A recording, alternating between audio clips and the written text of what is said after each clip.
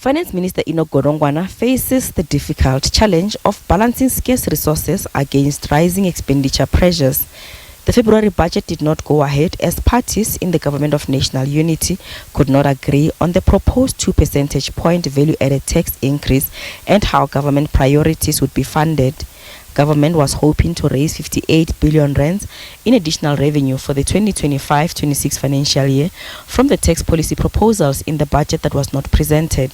Experts say for government to balance its budget, borrowing is an option, but this would be going against the promises of bringing debt under control.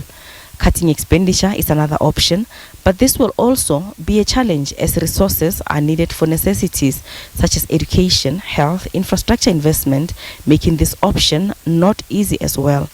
Another option is a tax increase. This will push up the cost of living, which is already a problem.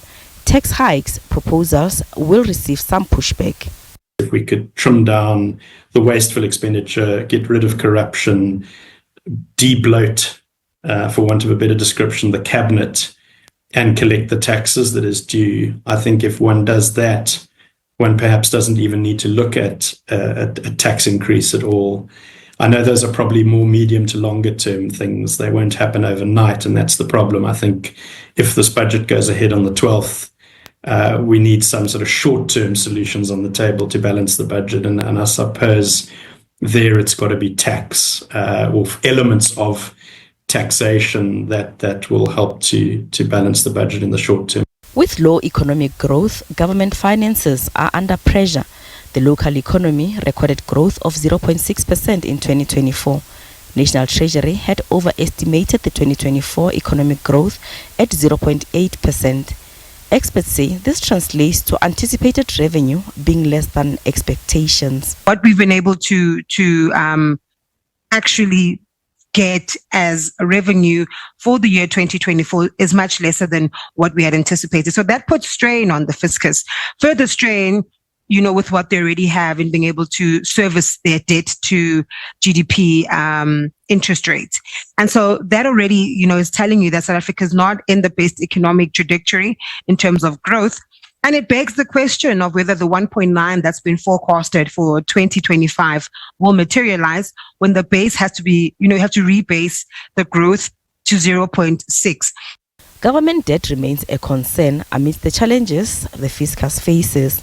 The National Treasury earlier said debt service costs consume 22 cents of every rand of revenue collected, taking away funds that could be going to other projects.